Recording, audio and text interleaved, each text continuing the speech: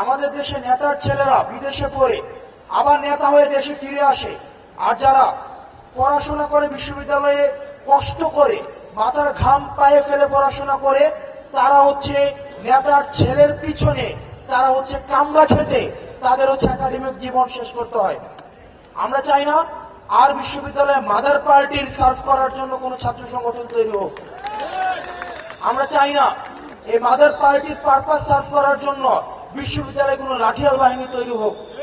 বিশ্ববিদ্যালয়ে ডাকসু কেন্দ্রিক ছাত্র সংসদ নির্বাচন চলবে, এখানে প্রত্যেকটা শিক্ষার্থী নেতা হয়ে উঠুক। এখানে প্রত্যেকটা শিক্ষার্থী কোনো দলের নেতা না হয়ে শিক্ষার্থীদের নেতা হয়ে উঠুক।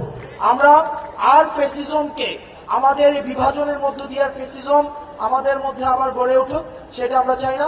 ঢাকা বিশ্ববিদ্যালয়ে আমরা যেভাবে ফেসিবাদকে আমরা উৎখাত করেছি, একই সাথে এই বিষয়টিও সত্য, এই বিশ্ববিদ্যালয়ে